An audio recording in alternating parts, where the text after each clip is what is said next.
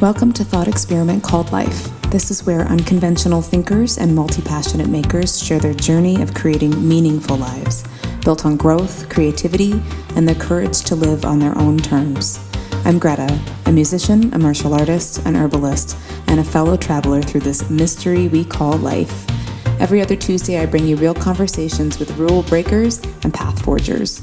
Subscribe on Substack for more resources, mindset, tools, and more. It was funny when we first talked, I was like, you would make a really, really cool guest. I'll ask him at some point. And then you're like, hey. And I was like, yes. I'm glad you asked me because I was going to ask you. So I thank you for wanting to come on and share your insights and your story. I found it most really interesting that you have like two main chapters of your life, at least from what I've learned so far, where you have the skating and then the therapy. And that to me, I was like, that's really interesting. So basically what I'm doing with this podcast is I want to share people's stories who have people who live lives that are their own, right? That are to their own heart. It's part of your path. It's not what anyone what society tells us to do and all of those things. And that's fine. There's times in our life where we have to follow the norm or whatever, and that's totally cool. But I think that at least my feeling of wanting to serve and pay things forward in terms of how I live my life, people shared their stories, their journeys with me, and a lot about mental health things. And I've had depression, anxiety, and I've had autoimmune for 20 years. And all of that, I wouldn't be where I'm at and who I am if others didn't share their stories. And so this is my effort to pass that along, but not just my own stories. I want to share everyone's stories who wants to share. So yeah, thank you for being here. Well, I appreciate you having me, and I love podcasts. I listen to a lot of them, right? And so I've always thought it'd be cool to be on one. So as soon as you mentioned you had one, I was like, let me just ask her. And I love it. Yeah, it's perfect. Yeah, and I think it's really cool that you kind of investigate people's stories. I think for me, my clients kind of serve as that bit of journalism, right? Because I feel like every client I learn something from. Yeah. Everybody brings something unique. And I try to not limit my scope to one specific population. I do primarily work with folks with OCD and I do EMDR, but I tend to not limit my scope. And I try to see as many people as I can with obviously different backgrounds. I know, obviously, if there's somebody that I really feel is out of my scope, I won't, I'll refer them out. But for the most part, I like to feel as though you can grow and learn from every client. And so I do my therapy on the side and I do they're both kind of, like you said, main projects, but they both take up kind of the equal amount of time. And so my skating I tend to do in the mornings and middle of the day. And then I come home, I see clients virtually. And then in person on Saturdays, I see clients throughout the day. So it's been a really cool balance, kind of a really cool juxtaposition of physical outlet and then mental outlet. I think they kind of balance each other out so perfectly because being a therapist, I can somewhat be relaxed at a home setting or in a couch setting and just kind of have a nice chat with somebody. And then obviously skating is physically and emotionally demanding too. So something that, one of the big motivations of who I talk to and what I talk about is the multi-passionate side of things, right? Like having that either dual or, we talk about the Triforce here at our home a lot. And however that shows up, but having I think it's a newer concept, or at least it's more accepted now maybe for people to have, multi-passions, multi-interests that may or may not, it doesn't necessarily need to mean that everything is your primary focus or your job. It could just be I train martial arts. I don't get paid for that. That's just a huge part of my life. I've done it forever and something I love and will always do, But the way that you have that dual piece, for me, it's podcasting and music. That's how that relates. And those are my big pieces. Here's Maynard. Hello, sir. I love it. There's the butt. There we go. There's the butt. There's the butt. Here he is. So I'm curious, how was it finding the balance with that? Yeah. And kind of piggybacking off what you were saying, I do think in contemporary society, it's more common to have this multifaceted pool of interest because, even when I think about 10 years ago, we weren't as inundated with the amount of technology, the amount of, media that we consume on a daily basis. Podcasts even weren't as readily available as they are today. And so everything, I think we're exposed to a lot of more nuanced categories of entertainment and passion, right? And so it's really interesting to kind of see that collocation. But I don't think that's a bad thing because I think it's better to be kind of a jack of all trades than a one-trick pony. Obviously, it's hard to be 100% in everything. I think we kinda have to spread our energy out. Like, Mhm. you're saying with martial arts. I mean, for skating, I don't really get paid. I've been on Team USA, but it's not like a full-time job. Like, we get some funding, but it's not like something that's sustainable that you can live off of. So it's more of a hobby, it's more of a passion, whereas my Mhm. therapy is an actual, it's a job. Skating's a job, but less of a career, like I'm getting paid, and it's limited by the window of your physical health, right, and your age, so, of course. But going back to what you said about the balance, I think it was tricky to find balance. Like, when I was 19, I started pair skating, and so that's, with a partner, you're doing the overhead lifts and the fun tricks. I got a little too tall, a little too big for singles skating, so I switched over to pairs, and I really enjoyed it. And at that point, I was also starting like my bachelor's in college. And I kind of made it work because I did kind of a hybrid schedule where my classes were mostly online and the rest were in person, but I managed to make it work with skating too. I was living at home with my parents, which made it easier, right, to commute to Sure. school, which was really close by, and then commute to the rink. So stuff like that made it work. And then when I did my master's program, that was kind of when COVID hit. And so Okay. kind of a weird blessing in disguise because I was able to do it all online. Obviously, not to be a reductionist because I know COVID was a really shitty time period and it sucks. But it did give me this like weird flexibility where my grad program was pretty much entirely shifted online. And so I was able to simultaneously still train my skating and, you know, do my schooling, which was really cool. And it gave me that balance. I think if I were just skating, I'd probably be, a little bit stir crazy, and I think I needed that balance. So it's been really helpful. I think a lot of people would benefit from kind of juggling some physical and some academic stuff.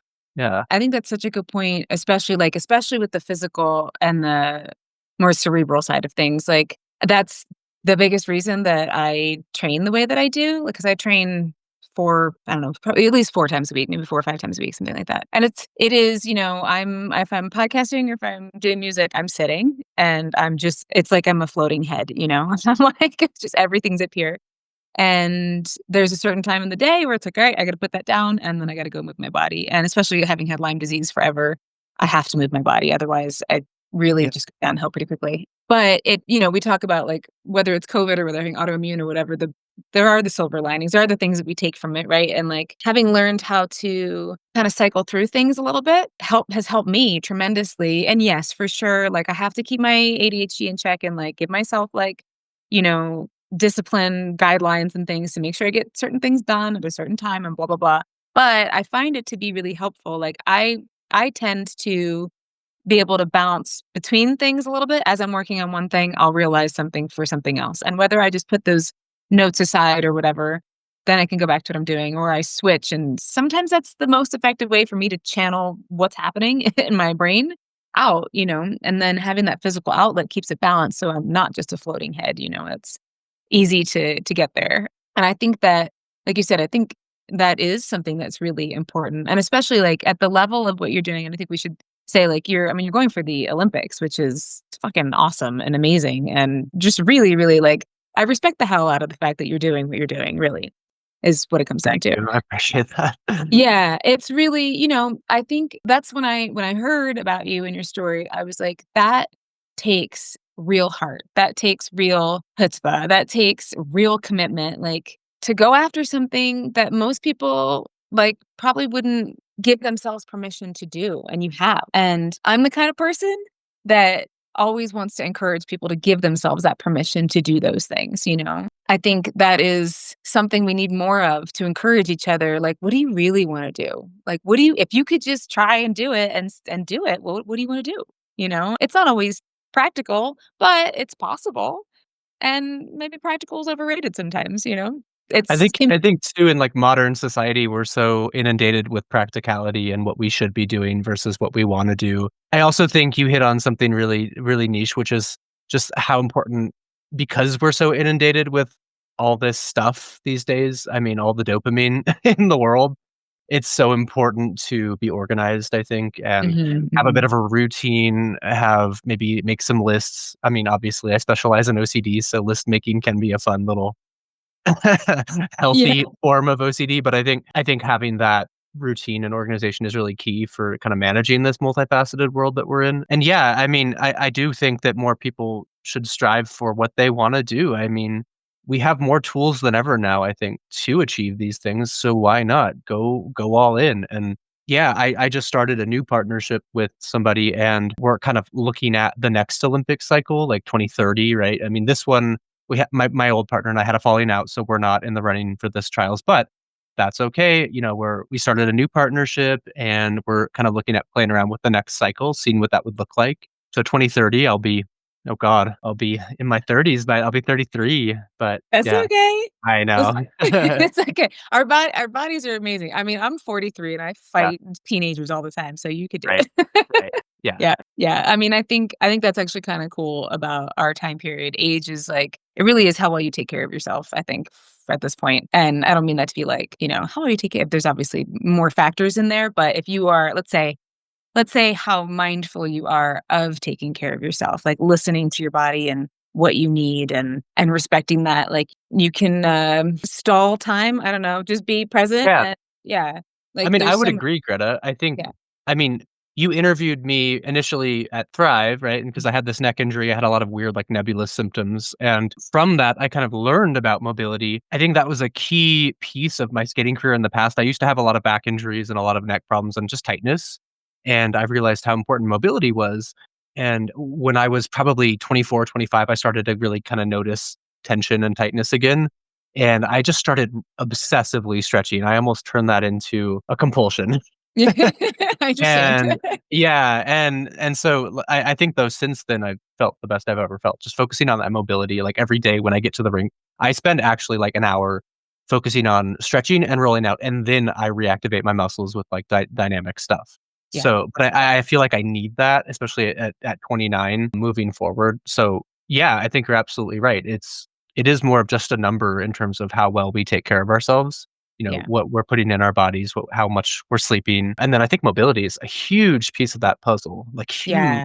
Huge, huge, totally. I've done yoga all my life pretty much, probably since I was, like, 15 or so, and I started training martial arts when I was about 15, but, I got Lyme disease when I was 20, and I was, like, 80 years old during my 20s. Like, I had a PICC line, I could barely, like, walk, I could barely get dressed, it was a mess. Yeah. And I was able to rehabilitate myself for the most part by the time I was 30 and get off of all of, like, pain medication and all the medications, and, that's when I got my master's in herbalism and nutrition, but still have had, the joint pains and low back pain, like, tremendously. And last year, my sister who's never she's always just she looks like she looks like Reese Witherspoon, like, in a way, right? Just gorgeous. So she starts doing Pilates, and she won't stop talking about it.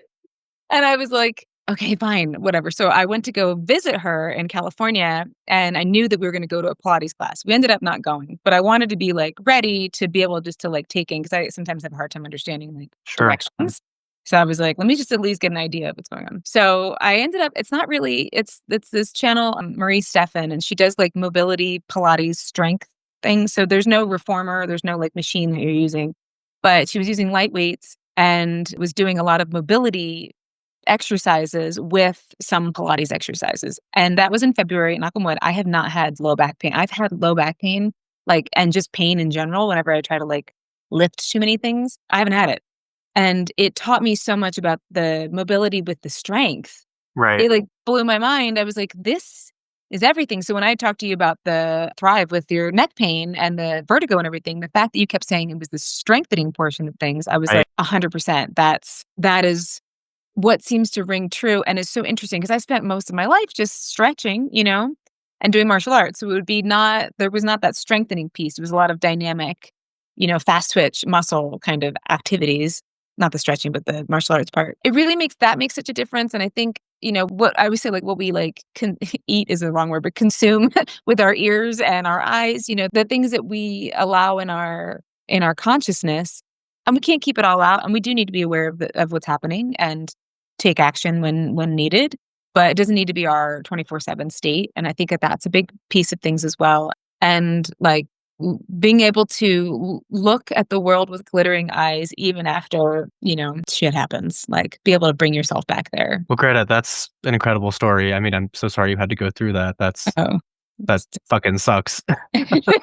It did a lot. It did a lot, but I wouldn't be who I am. It really taught me so much. It's one of those things that when I was younger, when I was in my 20s, it was harder because everybody was fine and like just living their lives and partying and doing whatever. And I was not. And I already was pretty introverted. Like I had a successful music career. So I was in a band and it seemed like everything was fine because I could get on stage and do those things. But then after that's all I had, it was like I'd perform and then I would There's just nothing hibernate. left after that, Yeah. yeah. Yeah, so it would be like everything to that one, half an hour of performing and then nothing after that. So as I've gotten older, it's easier because I have taken care of myself and, the people in my age group, like some of them have, and some of them are like, "Oh, I should stretch," or like, "I should take my vitamins," or "I should," and I think what I really realized at this point is that life is a full contact sport. Everybody has a thing.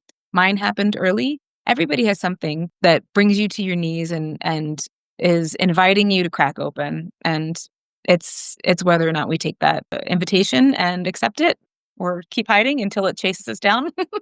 I Which think one? acceptance is a big piece, and I wanna highlight this notion that you kind of mentioned, I grew from this, I Mhm. became stronger from this, and obviously, as a therapist, I tend to not try to do that too much with clients with, complex trauma and go, "Well, you're stronger now," because obviously that can be invalidating, but for a lot of people, it is nice to just hear that kinda CBT reframe of, Yes. yeah, but I am stronger from this experience. I did grow. What did I learn throughout that maybe decade of crap, right? And so Yeah. it's really interesting when you do have these experiences that bring you to your knees. You do grow and you do build a window of tolerance. And so that can be kind of an asset in the future. Yeah, when somebody goes, "Oh, but I'm, like, resilient and strong." But you can be both, right? Like, I always Yeah, think about, like, I think it's important it's hard to get through those shitty times if you don't acknowledge the lessons, right. even if you're also like, "I hate this. This was terrible. I can't believe this happened." And Mm, also, like, "I succeeded in these areas." I think both of those it's that whole, the multi passionate, multifaceted our lives are so much more intricate than we may set off to think. And I mean, this is why my podcast is called Thought Experiment Called Life, because I obviously endlessly am looking at things from different angles, going like, what's it look like from here? And what's it look like from there? Because to me, I think that that's what really makes life meaningful and beautiful and rich is when you really are able to be present with it in those moments and having lived in a body where and I had some life circumstances where it just felt very much like I don't mean to sound this like a prison, but it was I don't have really another word to describe it. There was no path forward. So right. everything so whether it was my body or my circumstances, I did not know how to go forward, and it taught me a lot about how to find meaning within, and that is the lesson I think, right? Like, that I took forward, and it was the hardest. I don't feel like doing it again. I feel like I'm Of like, course not. hopefully I check that off. Like, if Right. you're going through that, I'm not like, "Oh, isn't that great?" But I am excited for people if they're going through that because if you embrace the suck, as they say, Right. something really amazing will happen and it'll be you. No, and it's one of those yes and situations where it's like, yes, we acknowledge, we sit with, we process those emotions, but also what did I gain from it? I think Mhm, it's really important to sit with the suck first and let that logic come to you later. Let that like, yeah, but I did that come to mhm, you later. And I do. So I predominantly work with OCD, and one of the approaches we use, or the predominant approach we use, is exposure and response prevention, so ERP. And what that teaches clients is to we kind of allow them to invite and sit with the suck, sit with the intrusive thoughts, and obviously without performing the compulsion. That's the response prevention. So it's being able to embrace the suck and then let that logic come to you later. Let really sifting through the crappy part first, though, and I think that's really important. And that kind of reminds me of just what you're talking about is being able mhm. to embrace it first. Yeah. Yeah. Can you give me an example of what that looks like for OCD for somebody? I'm curious. Like, Yeah. yeah. It's I mean, it's so granular. OCD is such a weird kind of how do I say this? It's a weird disorder because it can latch onto literally anything. I mean, there's so many subtypes, and I think the common misconception is that, you're OCD because you just like to clean or organize your Mhm, space. I mean, those can be tenets of OCD, but for the most part, probably just have a preference for that. And if it's not causing distress, it's fine. But, we're looking at, physical and mental compulsions, intrusive thoughts. The thing with OCD is everybody in the world gets intrusive thoughts, like 95% of people, and probably the other 5% are just full of shit. But it's the meaning that we attach to them, right? And folks without OCD will get those thoughts and just dismiss them as thoughts. Folks with OCD will have those thoughts that are usually ego dystonic, meaning they're not really related to you, who you are or your values. But you get this sense of, why am I having this thought? And why am I feeling the urge to do this? And it becomes really distressing. And so with ERP, what we allow clients to do is almost invite those thoughts, lean into the anxiety, lean into the suck without performing the compulsion. And then your brain actually habituates over time by leaning into that anxiety and then realizes it's not a threat. So it's kind of like the smoke alarm analogy with OCD is that your smoke alarm is going off for burnt toast when it should be going off for real fires, right? And so people will have these thoughts, these intrusions, and their brains will flag them as super important, super dangerous, and then they'll feel that urge to do a compulsion. But the more we retrain the brain to not do the compulsion, sit with the discomfort, then the anxiety dissipates over time. So, yeah, I mean, like, and we'll usually build a hierarchy with clients of like ranking what obsessions and compulsions are the least distressing, like the more innocuous ones, and then, kind of rate them higher up to the more distressing and then have them systematically go through maybe 1 week and just do the lower tier and then kind of move up the ladder. So, yeah, it's been a That's really cool journey. Yeah. Well, my sister's a therapist. I don't know if I told you that. She's a Mhm. psychologist, and I have therapists and I have a lot of therapists in my life who are all like, so it's always interesting to get like everybody's specialty, like Right. I've never talked to anybody who's specialized in OCD. So I was like, oh, interesting. Cause it sort of reminds me of, there's one of my friends who I had on, Danielle Massey, and she does shadow work. And what I think I find the most interesting over the years of just study and learning, being a student of life, is the thing that shows up so much is, sitting with things, being able to just like Yes. face the shadows, Yes. but in a way that is allowing things to move through you. Like I have my friend on who's a mindfulness meditation teacher at Tibet House in New York. I had him on recently. He also, it's like to sit there and observe your thoughts and let them move. So there's this, side of us that really just needs to be witnessed, it sounds like, Yes. without just like, just look at me, please. Just look at me. You don't need to do anything. You may feel like you need to do something, but just look at me, please. Yes, and that's something we hit on too with ERP is kind of the observing self and then what's called non-engagement. And I think you can apply ERP to practically anything. I mean, I have folks with complex trauma that we're just allowing space to sit and observe those emotions. Because ultimately, the more you try to push away a thought or an emotion, it's gonna rebound. It's almost like, holding a beach ball underwater and trying to stuff it down. Mm. It's just gonna keep coming up and maybe with more of an effect. And so that's something we teach people is the more we can actually lean into emotions like anxiety, then your brain learns that some of these things aren't threats. Some of these things can just be processed and observed. And then the logic that we're wanting will come to us later. That like good reframe or that sense of accomplishment will come to you as a byproduct. I love that so much. I think so I wrote a song. I actually almost named my podcast this as well. I wrote a song, like one of my first songs is Ultraviolet, called Sit With It. And it's like an electronic, it's just like a jam, but it's not it's not like a sit with it kind of. But I almost named the podcast Sit With It because that was a big practice for me as I was kind of transitioning out of my like old life. And just to, yeah, because it was shitty, and I had tried to bend myself in every single kind of pretzel you possibly could. I tried everything possible, and ultimately sitting with it would help me be able to allow something greater than my understanding to appear, because I wasn't in there trying to do it. And I think in our culture, it's like, at least I know I was raised like that. My mom was a doctor. So like I was raised with a female in my life who was like, you go and you do that. And I mean, she's Right. one of my heroes and I love it. And I'm happy that I have that. But then I had to like find a different place to channel that kind of energy in terms of mentally, right? Like I have to get this done. I got to do this. I got to do. And this is like, stop it. Just stop it and just sit down for a second and just shut up and like surrender that need, and to allow, like in a more spiritual context, like to allow something else to tell you what's next, or show you, or just pop into your head, and however that happens. But I think it's a really cool practice. Yeah, and that's so adjacent to contemporary society, what we were saying that we're so inundated with, like, dopamine and all the media and everything at our fingertips. There's this model of we need to do as much as possible. We have all the resources, so just do, do, do. And then we don't sit with things. And what's interesting too is when we have trauma and when we have adverse experiences, those pieces of us live in the limbic brain. And that part of the brain has practically no sense of rationale or time.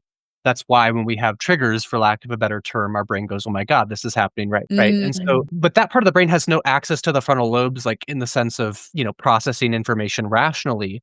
And so when we don't sit with emotions, when we just try to figure things out, we're actually just still engaging that limbic system. When we sit with emotions, let that limbic system naturally habituate, then that prefrontal cortex will activate and we'll get the logic, we'll get the answers that we're always looking for. And that's another thing I tell clients is before we chase logic, right? When we have a worry, the worst thing we can do is actually try to seek out an answer immediately.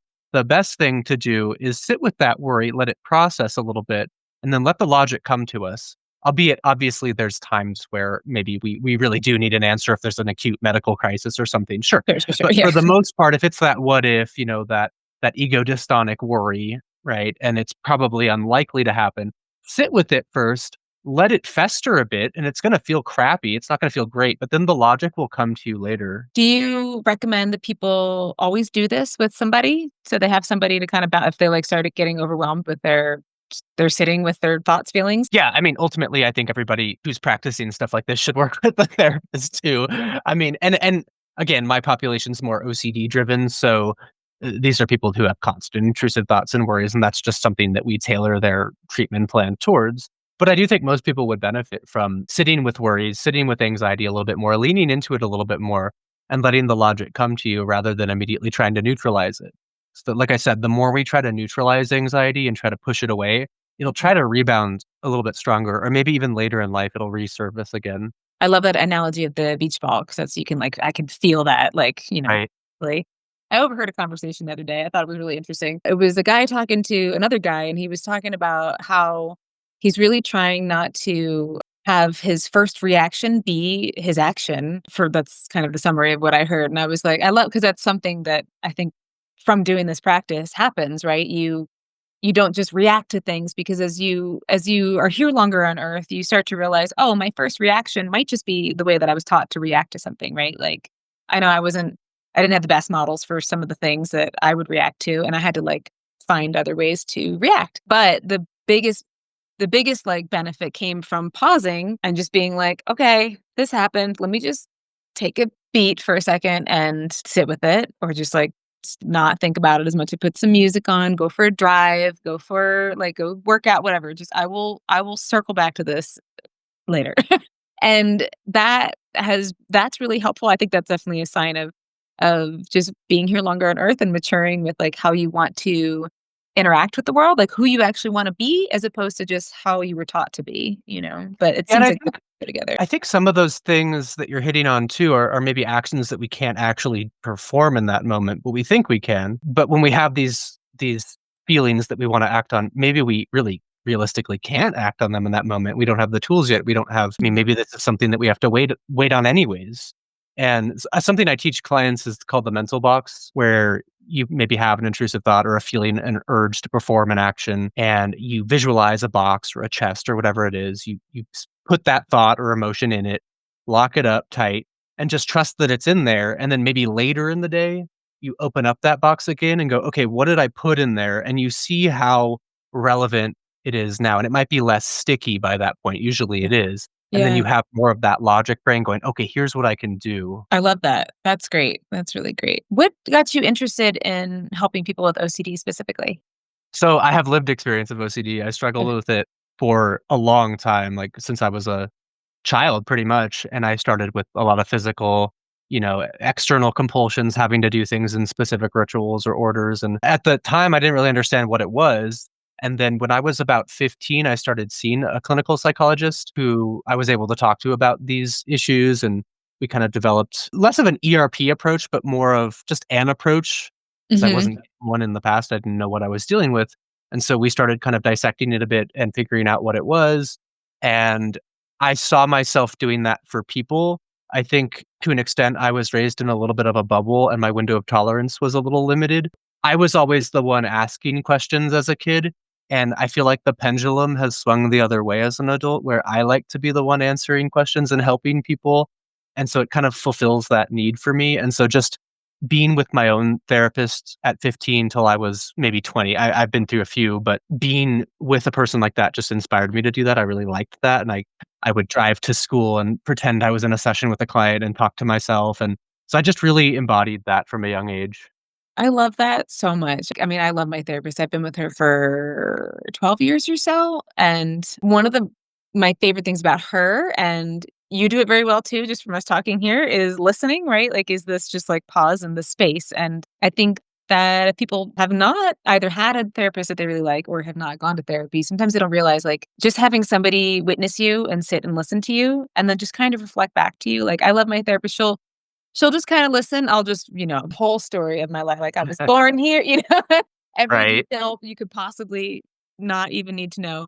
And then she'll have just like, "Have you thought about," like, "What about," like, just a little reframe, and it's great, especially for somebody like me who's just like, I do it's all of the thoughts, every single you need all of the information. Let me tell you everything. Yeah. And to simplify it down to, like, just a little thought that's kind of a grounding anchor, and I'm saying that for people maybe who don't know, like, therapy can show up in different ways, right? Like, my sister tends to work with neurodivergent individuals, right? So that's, like, her kind of wheelhouse, and then my other friend does mainly shadow work. I don't know if she does as a clinical psychologist anymore, but she really specializes in shadow work. So it's like, you can explore and you can talk to different people who specialize in things different ways to help you look at things differently. I think that there's such a benefit to it. I know if I had stayed with my mindset that I had from, growing up and like when I got sick, like I was very angry. I was very sad. I felt very victimized by the whole thing. I was 20 years old and I was like, my life, I literally was not sure if I was going to like live. Like that's the way they were like Right. talking to me about it. And I was like, oh my God, And by taking the invitation of having something that really sucked, and it took many years, I was very angry for many, many years about it. And it was a physical therapist who said it to me. And then it was somebody I heard like in one of the podcasts. I've listened to podcasts, I think, since they started. I was like, they were good for helping me keep my mind buoyant, at least. I can imagine. Yeah, and basically the question was, what if nothing changes? How will you find your happiness, your peace, your center? Can you do that? Like that question for me changed so much because it was like an acceptance of the prison that I was in, right? Um, what if nothing changes? And this is what it is. And if I find value in my existence, then I need to find a way to make this meaningful. And that for me was really connecting on in nature. Nature's always just been, I spent a lot of time in nature. That's been like my biggest grounding piece. But finding joys in the smaller things, in the little pockets of life. And that, I don't know, that mindset shift really shifted my life. And so that was just what happened for me, right? And also Viktor Frankl talks a lot about this too, which I love his work. But I think when people are listening to this and they're going like, "Oh, that's interesting," I guess I just want to encourage if there are mindset shifts that can happen for us, there's perspective shifts that can happen when we explore, and it is maybe not something that's like, and then our lives change forever and Yeah. fireworks, but it's a subtle, beautiful, meaningful thing that really shifts your life on a very foundational level for decades to come, and there's such beauty in that. I think it's interesting too how you bring up Viktor Frankl because like, man's search for meaning is so cool in the sense that I mean, it's a horrible experience that he was going through, but your equilibrium is always changing. And so how do I find meaning in the most desolate, horrific experience? And he's still able to do so, right? And so what you're saying is, well, what if I still lean into this big, what if I stay like this forever? How can I adjust, find homeostasis again, and make meaning out of that? Yes, yes, yes. Yeah, it was, and for me, that was what I needed to hear at that time because I kept being angry with my situation and was like, I kept getting tests done to be like, what else? Because I had all kinds of weird symptoms that were always happening. And it was like, well, what else is wrong? Like, why can't I figure out what's wrong? And when I finally accepted that there was no test to really give me a clear answer, like that's kind of how Lyme works. You can get a Lyme test, but there's like co-infections. It can just start to attack your system in weird ways that you really can't unless you have like, hundreds of thousands of dollars worth of testing funds or whatever. But even then it's not really that helpful. And that's where I got into, like the functional side of things, which is why I love what Thrive does with the functional medicine piece of things, is because really when it comes down to something like Lyme, and this is where I ended up after just accepting what it was. I was like, it is what it is. I don't know if I'll ever be better, but what I'm going to do is I'm going to treat myself, because none of the doctors I talked to would take me seriously. They would be like, because Lyme, this was at least, that was a while ago, and Lyme it's still not treated well in terms of people thinking it's real or having Mm, good testing or understanding what to do with it. There's certain protocols you do if you catch it right away. And that's usually what doctors have a good protocol for, if you catch it right away. But if you've had it for a long time and it's like messing with a lot of systems in your body, like I did, that same protocol is not going to work. So you need to handle it differently. And by me just accepting that I was in this like area, I went, okay, if somebody did take me seriously and like gave a shit about what I was saying and didn't just say like, oh, you're depressed. I'm like, of course I'm depressed. I'm like 28 and can barely move.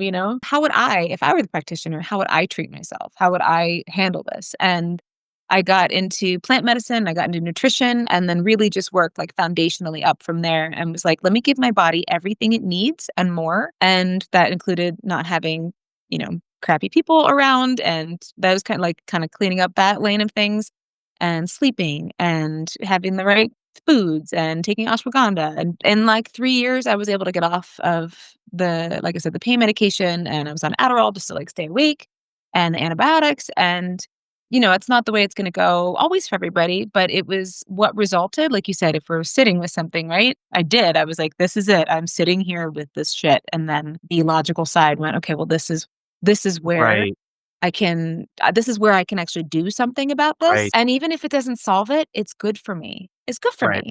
So I'll just do that. And it ended up, I still deal with things, but it's nothing compared. It's like everybody doesn't feel good sometimes. So I'm like, it's fine.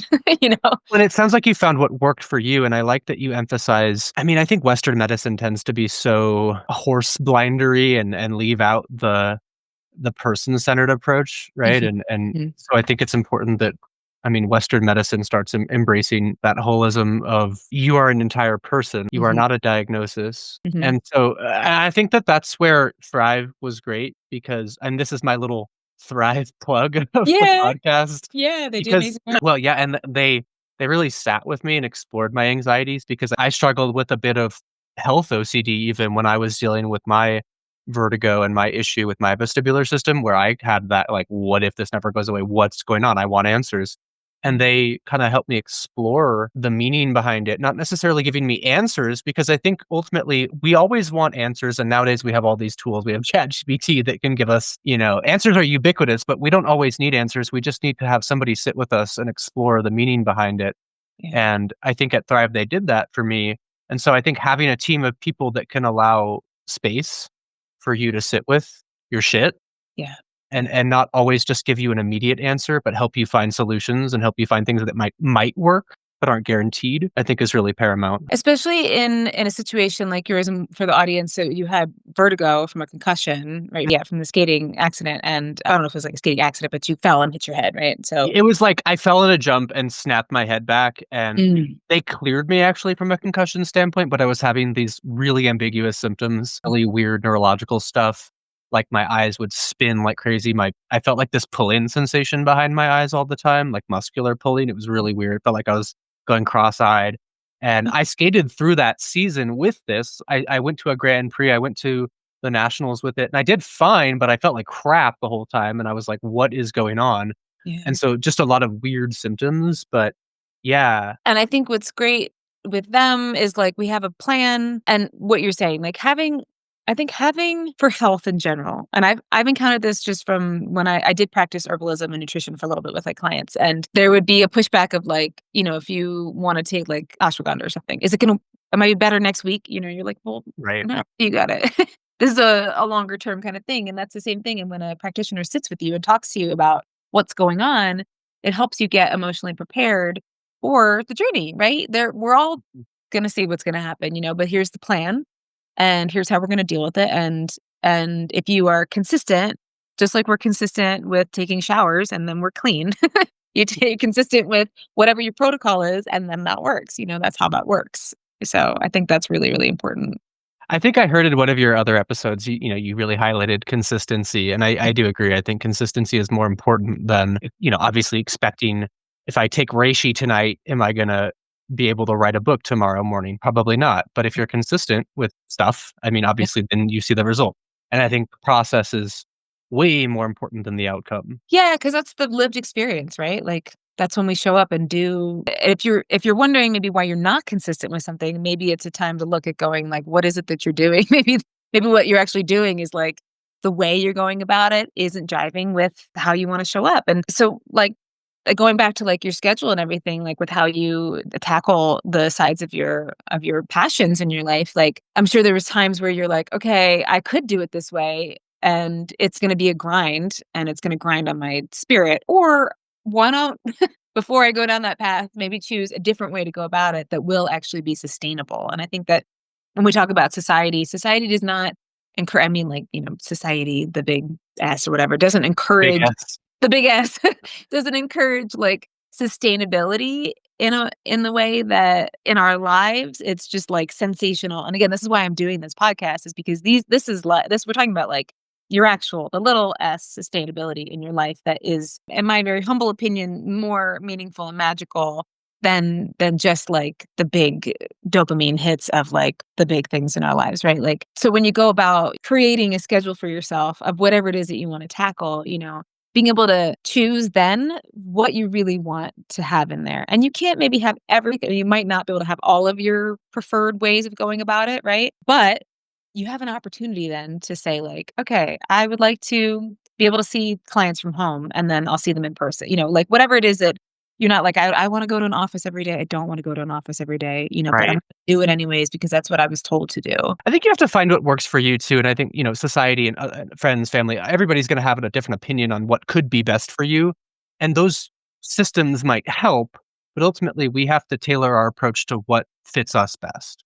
And I think that's been hard for me, especially because I tend to lean on others for decisions. That's something I'm actively working on. I think a lot of the OCD clients I work with too, like we work on figuring out how to make decisions for themselves, right? But I think that is something that even I work on to this day. What do I need for me? Because I'll tend to want to lean into, like, Chat GPT or other tools to help me figure out what is the perfect schedule. Well, it's only perfect if it works for me. And so kind of leaning into what's best for Danny, what's best for my schedule, my day to day. How can I incorporate all the things I like and still get the balance I need and still see clients and do all the things? Yeah, and I think that, I mean, going to ChatGPT for that, how I've started doing that is I'll write all those things down, like, what do I need and all of my requirements, and then say, like, "Show me how that schedule might look in the Right. ChatGPT. Give me some, like, ways to conceptualize what I want out of that." Because yeah, I think that question, I mean, I struggle with that question still. That was one of the questions that was, like, a turning point for me getting out of my old relationship that was I was just extremely codependent. Everything was like, I did not know how to advocate for myself. I didn't have that self-worth there, that piece. And I talked about it in a recent episode, but I will say it again because I love this lady. Her name's Lisa A. Romano, and she's like a codependent narcissistic recovery coach lady from Long Island. And she's just, has a bunch of videos. So this was like years ago. I would listen to her kind of nonstop when I was, like, leaving my relationship because I was trying to make sure that I kept, like, the right mindset because I kept being like, "Well, no, it's fine. Maybe I made a mistake." And I was like, "No, I need to stay. I need to, like, commit to this." And one of her questions was, people like me in this scenario, "How does it make you feel? How does this make you feel?" And not that I love my family. I was the baby, though, so typically I am the baby, so typically things are like, "We're going here, we're doing that, da, da, da," to give an example. It wasn't like, how does that make you would you like to do those things?" It's kinda like, "We're all doing this now, we're all doing that." And I think I just got into a habit of, at least that's part of it, of just being like, "What does everyone else need?" So that I can make sure the temperature of the room is good, everyone's comfortable, because then I feel safe. And so Right. when I started Versus asking what do I need? what do I need? How do I feel about this? And it is uncomfortable still because I'm like, but what if they're mad because I need this and they need that and they think I don't care Yeah. and blah, blah, blah. But, that's just I mean, part I of think a lot of that can reflect our upbringing too, of what kind of space were we raised in. Ultimately, sometimes the pendulum will swing the other way, like I mentioned earlier. If you're raised in an environment where you're co-regulating a lot or you're expected to take on other people's emotions, then maybe as an adult you really emphasize that. Or maybe it's the opposite. And then as an adult, you feel the need to take on people's emotions. So it's tricky. But going back really quickly to the chat GPT, Mm, because it's such a thing nowadays, I think it's a great tool and we can use AI, we can use all the resources we have as tools, but when we try to lean into them as certainty and proof and evidence and, have it specifically do things for us, that's where we're falling behind. yeah. Yeah, I agree totally. Because there was a meme that was something like, something about just how ChatGPT is always like, "Oh my god, you're totally right. Like, good job. This is amazing." And it's just like glowing you up. You're like, "Thank you." And you just said like Right. the most ridiculous thing. So definitely keeping that in mind that if you're like typing something in like, "I want to do this. What do you think about that?" They're like, "This is a great idea." And you're like, I mean, "Yes." it's an echo chamber. It's such an echo chamber, and I mean, I have clients that'll use it in between sessions, and I think that's fine if they want extra support or help, but again, it's gonna highlight all everything as probably good and be, like I said, an echo chamber for you, and so you have to be careful with that. Yeah. Um, it's not a therapist, it's a language model, and so Mhm. we have Right.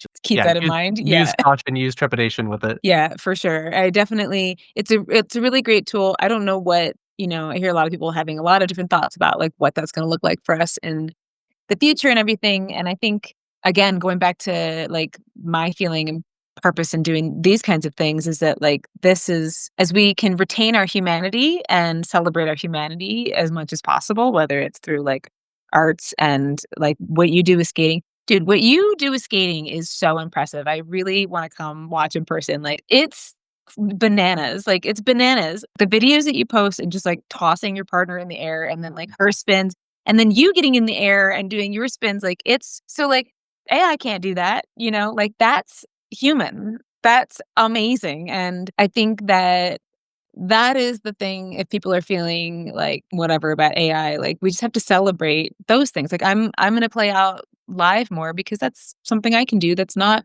Right. related to the computer or anything else. That's just coming from my body and that's it. That's my humanity that I wanna just continue to put out there. Think we have to remember too that we are creators and we created AI, didn't create us, Yeah. so we can still embody the creation Yes. aspect, Yeah. a little Yeah. existential with it. Exactly, yeah, yeah, and I think creativity like, I talk about creativity so much, I think and not everybody feels like the need to paint or draw or sing or whatever, but I think creativity is a part of our just being and the way it's like a way of thinking, is more how I think about it. It's a way of thinking, and so if you do something that's creative, it's helping your brain operate without constrictions a lot of times, right? Like, just kinda letting you're channeling a bit or a lot, depending on how much you wanna let that in, and you're able to use your brain differently, which will help you show up with the rest of your life differently. At least this is just my pure I don't have any degrees about this, but this is how I feel about it. This is what I feel like I've seen Yeah. evidentiary at least, I yeah. think I think creativity really fosters neuroplasticity and, like, Mm, the transfer of information between hemispheres of our brains, so I do think it's healing within itself from a neurobiological perspective. beautiful. I love it. There we go. There's a clinical way. I love it. Is the clinical way of putting it. I Yeah, mean, I'm yeah. not a psychiatrist, and I don't have degrees in neurobiology either, but yeah, it's cool stuff. Yeah. It's important for people to play. I think play and creativity could be interchanged at times, right? Like, Mhm, uh, absolutely. we need more playtime, and I think, again, doing something physical with your body, whatever it is that you wanna do, and you don't have to be, like, amazing in it, but it's fun to get it like, I think jujitsu for me is basically I wanted a bunch of brothers that I could beat up, and now I have them. I could just Right. roughhouse all I want, and that's my playtime. So, what I know pickleball has become, like, huge. I have never done it, but it seems Yep. like seems like everyone's having fun, so I think that's great. But Right. having that actual, like, playtime is really important, I think. I'm You a start huge gamer, so, like, I Oh, that's my yeah. playtime, yeah, like, Yeah. my girlfriend and I have side-by-side PCs, we game all the time, and I think you can use gaming as creation too. I mean, some of the games I play are a bit more creative, and you can have create your character and, a bit more customization. So I think that's really cool. I think it's so much fun. I'm not my husband definitely, like it's something I would love to be able to do with him. I don't think I can keep Right. up. I'm a good Right. co-pilot, though. I can, like, hang out and be like, "Go there, do that, try that thing." Sure. Sure. Help with, like, problem solving, but yeah, I love that so much. Yeah. Wait, when did you start skating? And I wanna hear about your skating journey a little bit more. I started when I was 5 or 5.5, Yeah. and I think my mom took me to a birthday party, and it was at a rink, and, I ultimately just really liked it, and so it stuck with me, and we kind of immediately shifted to lessons. It's one of those weird butterfly effects because I start thinking, "What if I never went to that birthday party? Would I even be here? Like, what's going on?" Yeah, it's so crazy, Um, yeah. but so I skated, and this was in Seattle, and so I skated in Seattle for a bit, as a fetus, basically.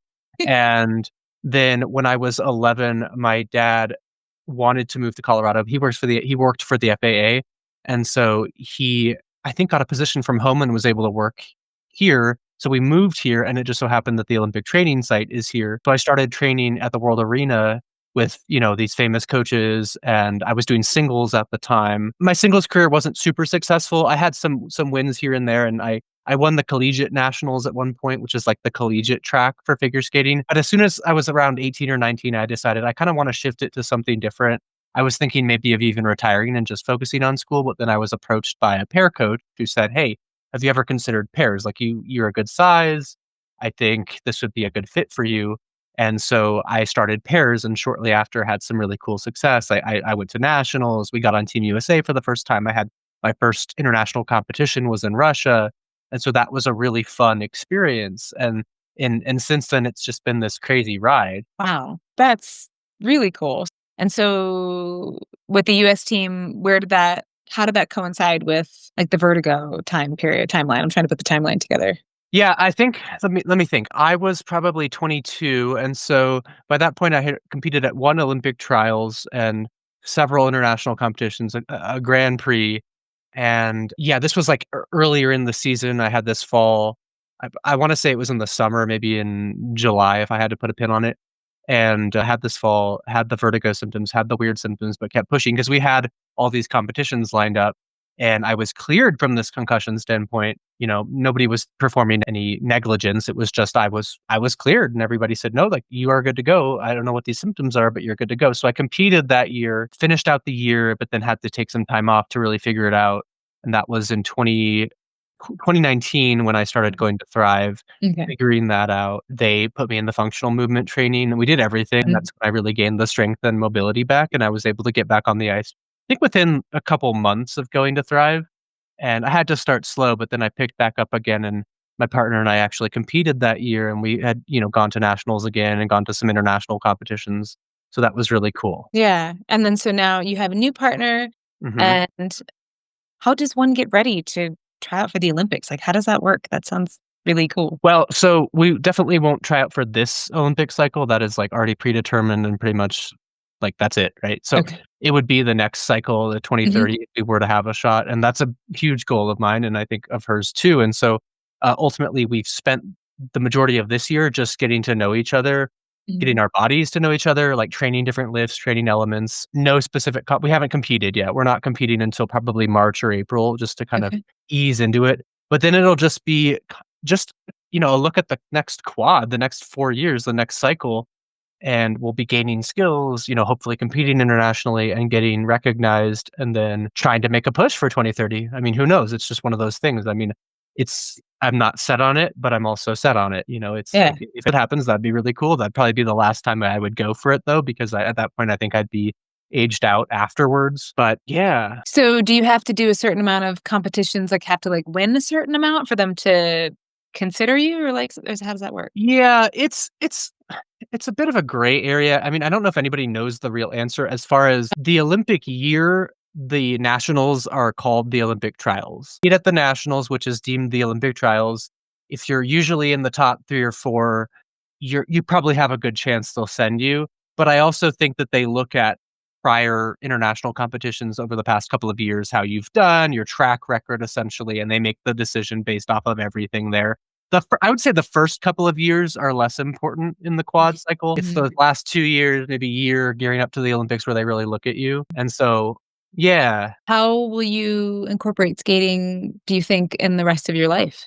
Oh, that's a great question. I think a lot of people jump into coaching, and I'm not sure I'd wanna do that because I really like my career as a therapist, but I don't know. That's a great question, good. I guess I've never really thought about that. Maybe doing shows here and there, but who knows if I get fat and I'm Oh, still stop. able to do that.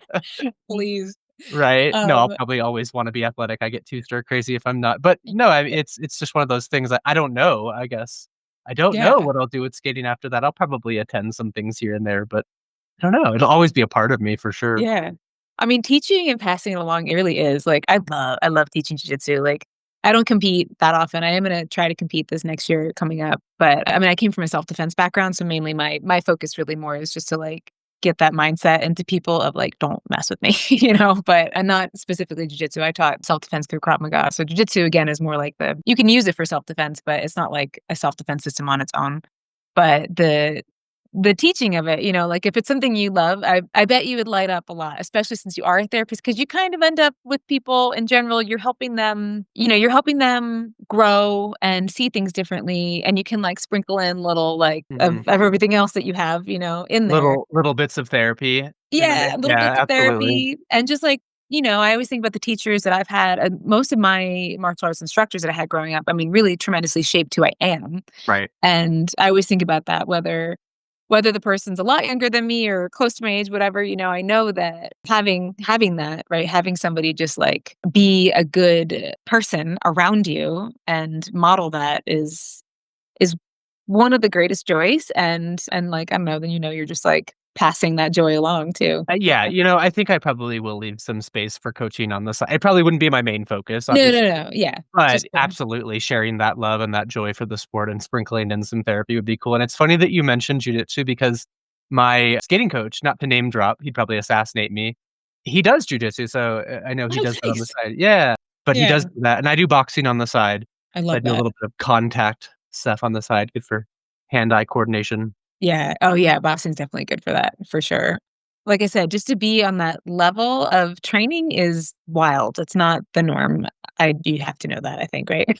That's not the norm. That's crazy. Yeah, we've tapered it down a bit. Like, right now, we're only skating 3 days a week because my partner and I both have full-time jobs, and so we're doing what we can with our age and with our schedule, but it still serves as a really important balance, and it is demanding, but it's doable, and I think the balance works. I would much rather come home and see clients than just play video games or, do something a little bit more brain rotty. I think it's really important to have that intellectual, cerebral, and physical balance. Well, especially with what you're doing, you have to be fully locked in. Like, Mhm. your brain can't be in 2 places at once, right? Like, you have to be completely Yeah. yeah, yeah. I leave, like when I'm at the rink, I put on my skating hat. Like, I leave whatever clients have told me.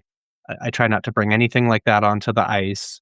And then when I leave the rink, I leave what's at the rink, and I put on my therapist hat. And so it's really nice to have that juxtaposition. And again, going back to the multi-passionate side of things, I think it's good for us. I think that, societally, at least I was brought up seeing the model of like you do a job and then you go home to your family, whatever. It's like there wasn't a real encouragement to have, hobbies, of course, but not things where you can kind of shift the different parts of your brain like throughout the day. And like you said, with all the dopamine things, we have to have good discipline about it to make sure we're not just like chasing the dopamine dragon all day. Maybe because we did grow up with more stimulus where, like, I find life more interesting that way and enjoyable to be able to have different things that I care about, and same with jujitsu, like, when I go to jujitsu, I put my phone down, and it's so Right. nice because I have to be on it all the time because I do a lot of social media marketing things, and I'm self-employed, problem solving. My brain's like, and then what about this? And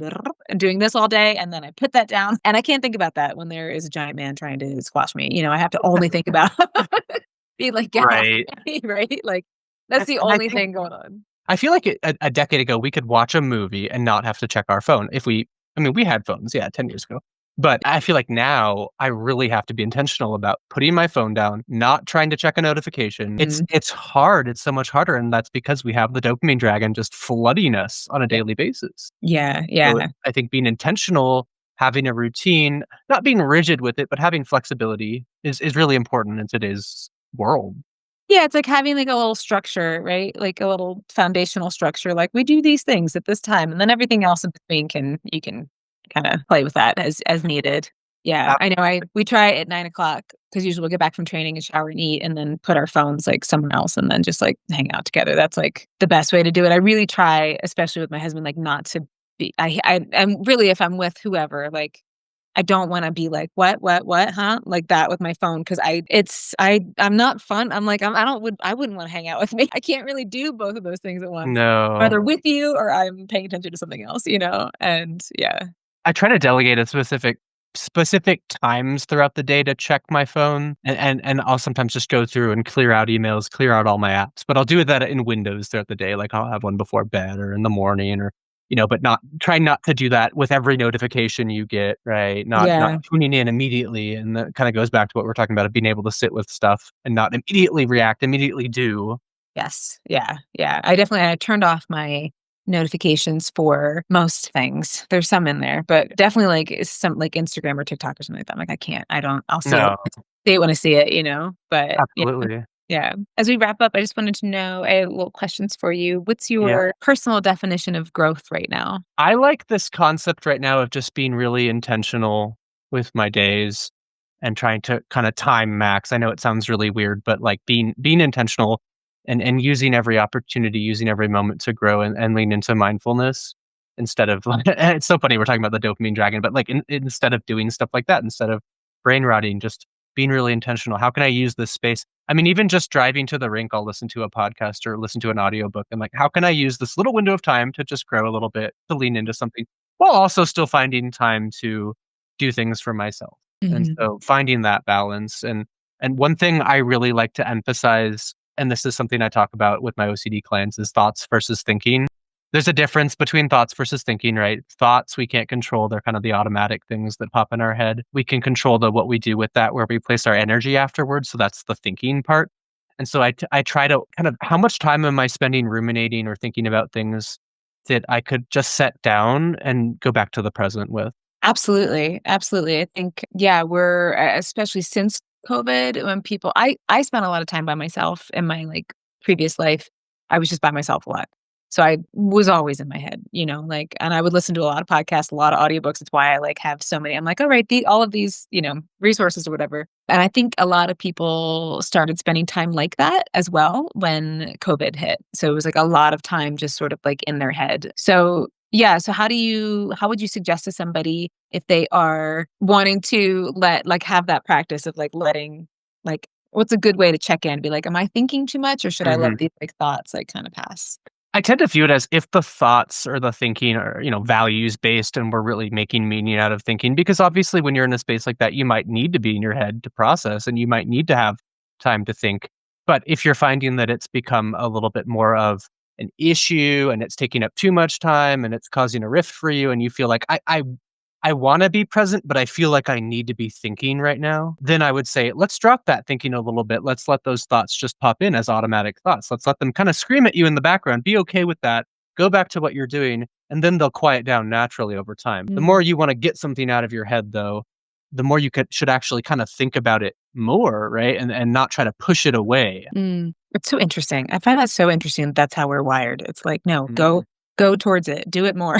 Like, move towards it. Yeah, that's what I tell people because some people with OCD come with, like, thoughts or images stuck in their head, and they say, "How do I get this out?" And I'm like, "Well, you get it out by leaning into it, by going towards it, by letting it be there, and then it quiets down on its own." Right, right.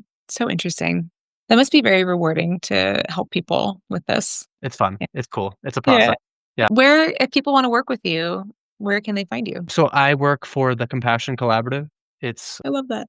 Yeah, and I do predominantly virtual, but I do take practically all insurance, and Okay. I also do EMDR, so a lot of fun things that we can do, not just obviously, I don't just do OCD work, but I incorporate, EMDR, CBT, ICBT, all sorts of different modalities. Can you talk about EMDR real quick a little bit? Do you have time? Is that okay? Yeah, Okay, I'm absolutely. very interested in it, Oh, yeah. I knew EMDR would come up, I love EMDR. Yeah, yeah, I you said it earlier and I was like, "Ask," and then I forgot until right now. Yeah. Yeah, yeah. Well, Greta, have you done EMDR before? I have wanted to do it. I have Oh, no. not done it, but I've heard a lot about it. I find it very interesting. Yeah, yeah, I would love to hear more. So EMDR stands for eye movement desensitization and reprocessing. It's I guess gaining more popularity of late. It's not super new, it's not super old. I wanna say when was it developed? I guess I don't have that on the top of my head, but it's a really cool therapeutic modality where we use a form of bilateral stimulation. It started with eye movement, that's where you get the acronym eye movement, where you use bilateral stimulation with the eyes, so kinda stagnating the eyes back and forth to process trauma.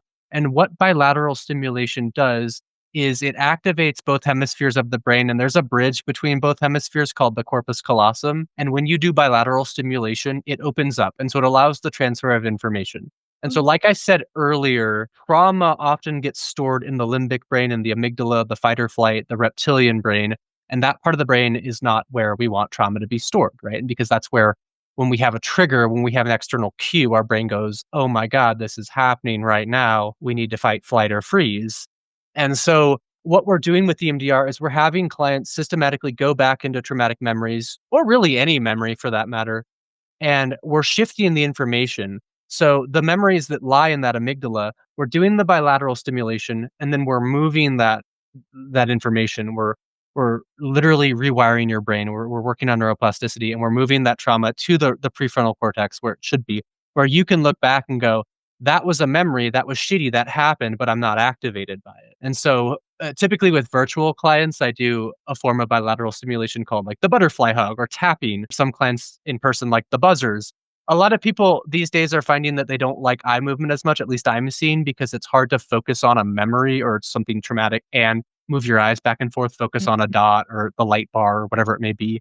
So a lot of clients prefer the bilateral with tapping or sitting with buzzers, closing their eyes, kind of meditating into it. I think it can be a really meditative process. But it's really a cool thing you'll see is, just after a few sessions of EMDR, clients will clear out certain memories and be able to look at them and go, yeah, that was shitty, but I'm not activated by it. Very interesting. I love your explanation of it. Yeah, because I've heard of it. There was some meditations that I did that they did the butterfly the tapping like that. But yeah, I didn't really like understand how it worked, and I like to know those things. I'm always like, tell me the Well, how.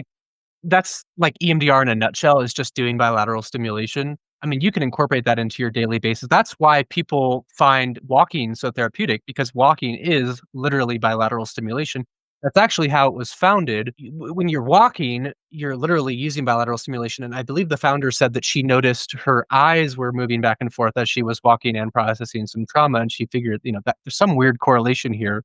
Started doing more in depth studies in it and really noticed the effect of bilateral stimulation. And obviously, that's when they started the earlier conceptualization of the eye movement. And so it's really a cool practice. And I use it for a lot of people, not just with trauma, but we can even use it for OCD. We can have people perform exposures, like exposures with the bilateral stimulation, having them go into, an imagined fear and then not perform the compulsion. And that teaches their brain, hey, this is a good place to do this. So it can be used for a wide variety of things. It's really a cool study. That's so cool. I love that with the walking because I'm like a huge obviously I'd spend that was kinda how I, like, just took care of myself. I would just go on nature walks, and I would just observe nature, and I would go to the same park and see how it changed from season to season and just observe things and listen to my intuition, and it was very healing, and I didn't know that that was a component of it, so that's really, really cool. I love Probably that why so it feels good, right? Because it's kind of yeah. like doing EMDR. I mean, obviously, when we do EMDR in session, it's a bit more standardized. We have a protocol. We time it. We have a certain method of approaching it. But literally, you can incorporate bilateral stimulation into a lot of things. I mean, there's even YouTube videos or audio files that have bilateral stimulation that'll have sound go from one ear to the other. It's Mhm. bilateral, and so sometimes I'll even have that on in the background when I'm working with clients virtually, just really quiet. So I'm getting a little bit of regulation at the same time. So you could incorporate that a lot of ways into your lifestyle. I love that thinking of it that you can incorporate it. Like you said, it's not gonna maybe, like, take the place of actually, like, seeing you or somebody like you to actually really, have, like, a set intention for something. But the more that we understand about the brain in that way and, like, just that that is a fact of what's happening and how to, like, actually incorporate that in to kind of regulate ourselves, especially in a world that's trying to assault us with all kinds of energies and information and all of that. So, Mm. that's like a little place to, like, have the self-care and nurturing and, without making it be a whole day thing. I like little practices that we can, like, pop into our lives, and that's a beautiful one. I love that. It's a great place to also just sit like you're talking about sitting with it. I mean, you can sit with your emotions, you can sit with whatever's kinda popping in your head and be a bit meditative with EMDR. I mean, you can even just be at home and kinda tap your shoulders bilaterally and sit with your emotions. That's a great place to do it. I mean, obviously, it's good to do it raw too and just sit with emotions without bilateral stimulation, but it's also a good practice to try that. You might notice a difference. Yeah, that's so cool. Okay, so wait, the compassion what was it the name of your It's the Compassion Collaborative. Compassion Collaborative, I love that. Okay, so and you guys you're on their, like, website and everything? Yeah, I'm on their website, and if you go kind of, like, under therapists on their website and, Okay. yeah, we I'll link you absolutely. on here. Yeah, yeah. Thank you so much for this. This has been so fascinating and wonderful, and I'm really happy you wanted to come on and that it all worked out. Thank you for having me, Greta, I appreciate you, and Yeah. I love hearing your story too. Oh, thank you. And yeah, you're an amazing listener. Obviously, I see you're you've done well. I've been trained well. You've been your training has served you. I appreciate Yeah. it. Yeah. Is there anything else you want to share? No, I don't think so, I think that covers it.